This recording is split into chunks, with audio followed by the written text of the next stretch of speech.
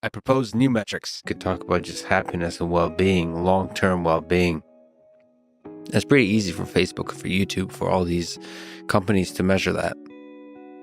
They do a lot of kinds of surveys. And for them to give you the technology to do self-report of what makes you grow as a person, of what makes you the best version of yourself.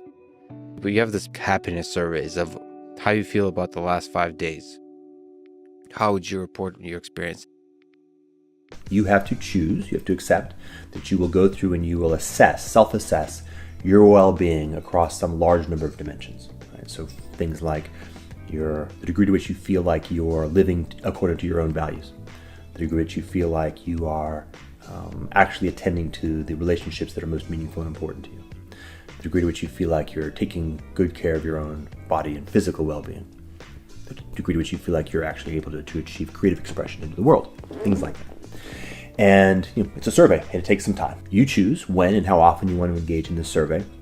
What we're trying to do is we're actually trying to create a transformation between the fungible, narrow dimensional, in this case one token, right, money, one dimensional mode of money, mode of currency, mode of how we sense value and share value out in the world, and actually connect that to a second mode of economy that is qualitative in nature, that has a high dimensionality and strict non-fungibility.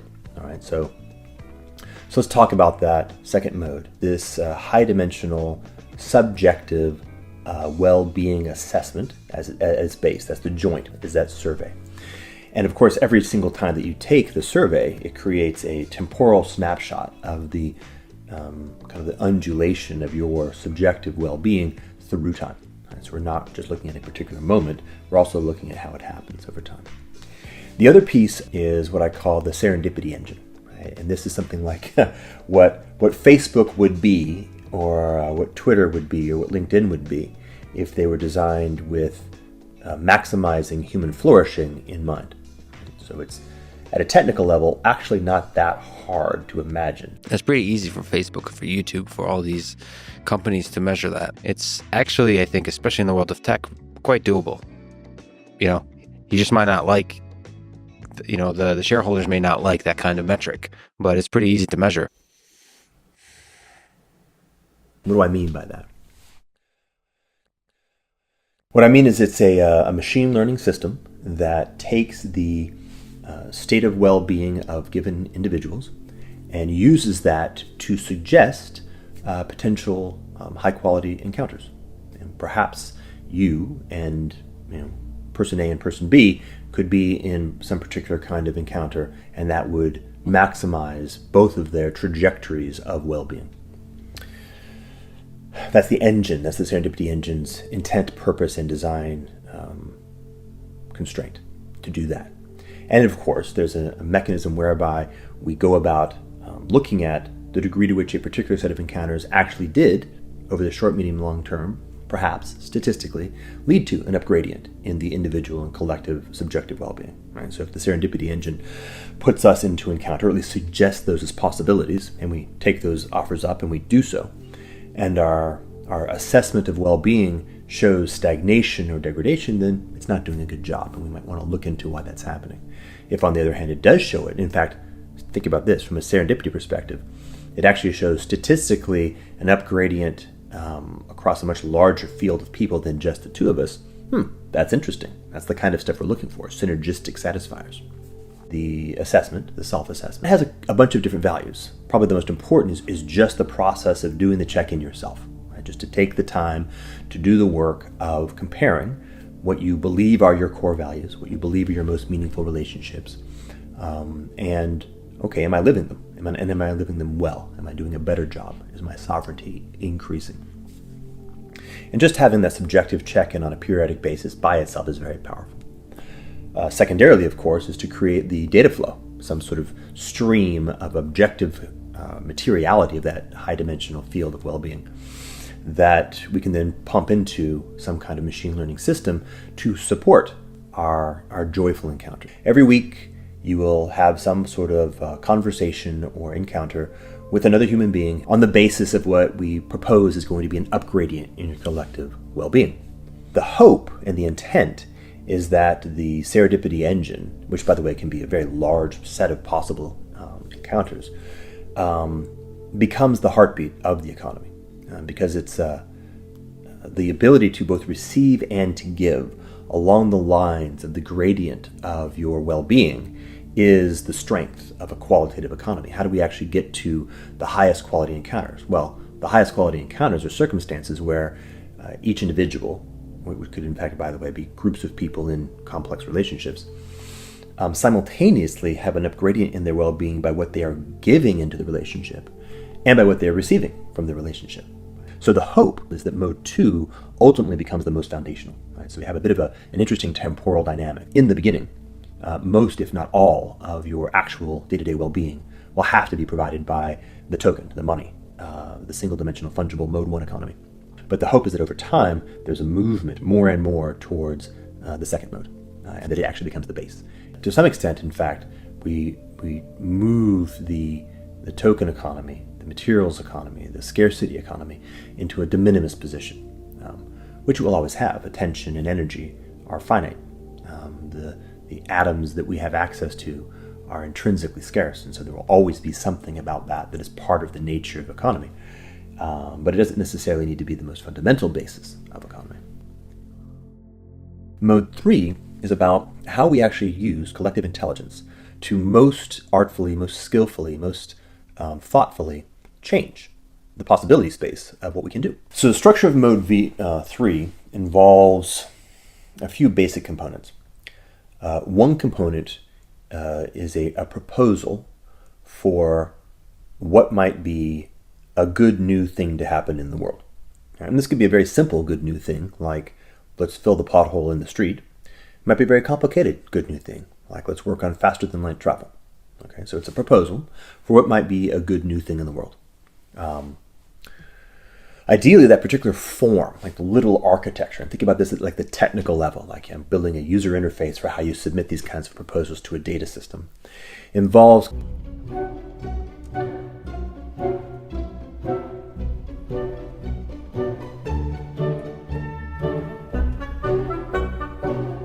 the way in which we collectively put our skin in the game, or put some stake against what we think are ripe and good designs. And by the way, valuable proposals. Right? So if I have a proposal and I have the first element of a design spec, at that point I can actually stake a token against that design spec. Now I can choose to stake the token at a very high level, the design spec in general, which basically just says I think the proposal is valuable. Or I can actually stake it in some precision, down to a certain element in the design spec, or into some branching nodes. If I think of it like a tree, I can put it at the trunk, I can put it at a big branch, or I can put it all the way down to a leaf. And the point there is actually how I use my particular level of discernment and frankly even expertise to orient attention and identify intention around what I perceive as being both valuable and well considered. I think this is either a good risk to take or likely to be realized and actualized. Okay, so that mapping and modeling is an approach to a highly distributed collective intelligence method for surfacing the most meaningful values, how those values might actually be actualized or realized most usefully in change of state in world. And by the way, how we can actually go about engaging in or delivering on that change of state, which that design spec is simultaneously a how, but also a mirror that provides us more clarity on what we even mean by the what. You know, it's not until you've really specified something that you really know, oh yeah, we're talking about the same thing here. And then the economy, the tokens that allow us to say, okay, everybody has exactly the same right and frankly value in orienting what we think are the best changes to make in the world. Make sense? I hope so. And every design specification includes within it, by necessity, a governance mechanism whereby human agents are able to evaluate proposed solutions. Right? So I've got a design spec for how to go to Mars, And inside that design spec, there is a mechanism whereby some group of people, which could be a very large distributed, everybody who's contributed has a vote, or it can be very small. Only Elon Musk has a vote. Its design spec actually has to include that governance element. So then I come along and I say, you know what? I have a proposal for how to solve this piece of that design. That activates the governance mechanism. The governance mechanism evaluates my proposal and engages in some action. Yes, here's the tokens that we have the ability to distribute that have been allocated to this governance mechanism are now unlocked for you to execute on your proposal, or are unlocked as a reward for the fact that you've already delivered on the value that we're looking at. And it's basically a comparison between the expected value of what I propose and the design specifications of what has been identified as what needs to happen, evaluated by whatever the governance mechanism happens to be. And that's that, except for one important element. And I'm pretty sure this is true. I'm not entirely sure, but I'm pretty sure. And that's that neither the people who actually engage in the work, nor the people who are engaging in the governance, nor the people who staked tokens is permitted to have a windfall or even a significant return for the time and energy they actually put into what they're doing. So if you did the work, let's say it's the pothole example to make it a little bit simpler.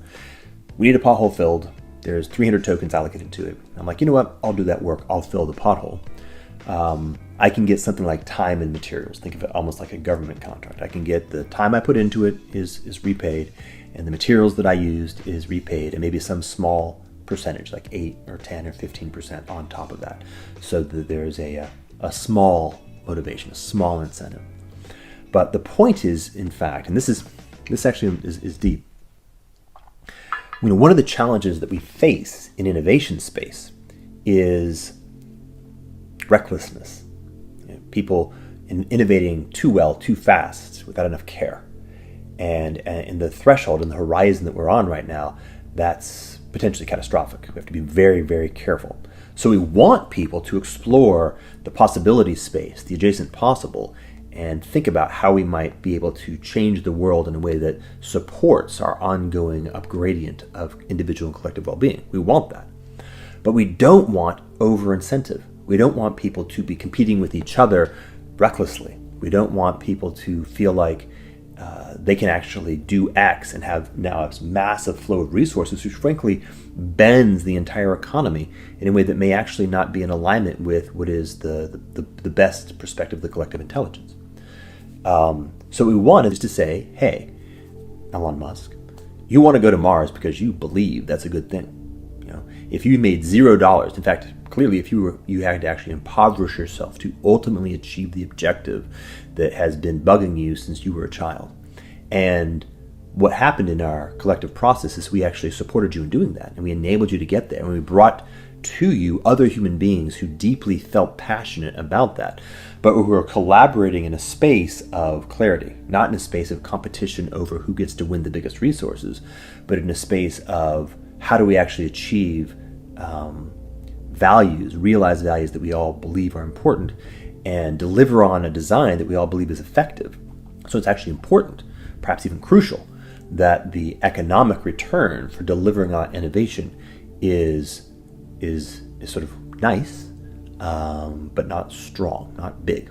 Too much thumb on that scale leads to a breakneck pace, and more importantly, leads to a perturbation in the wholeness of evaluation of the collective intelligence.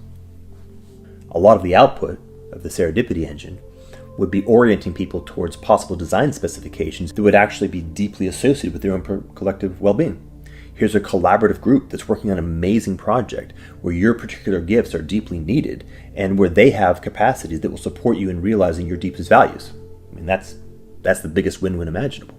And that's the kind of organic output of what happens when you do opening up that field of information about quality, and you feed the Serendipity Engine until it gets good at suggesting those kinds of things.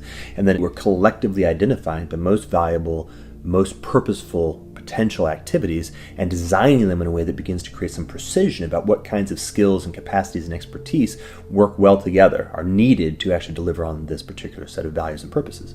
If you look at the well-being economy, what you're looking at is something that is designed to do that job really, really well, right? To really support people from their own sovereignty, right? Not coming from a, hey, you should do this, but okay, you're invited to reflect on how you yourself can identify the things that are holding you back. What we should expect to see is a dramatic increase in the quality of collaboration, the ability to be flexible in your models of how the world works, and not to be to kind of give up or be foolish, but actually exactly how do you engage in sharing of insight with other people so as to have a synergistic collaboration that increases the insight together.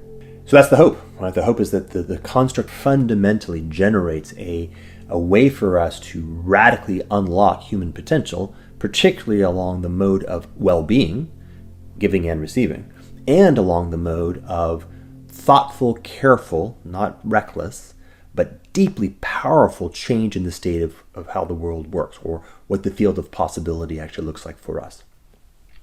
And of course, to the degree to which we do that, flourishing should be also dramatically accelerated.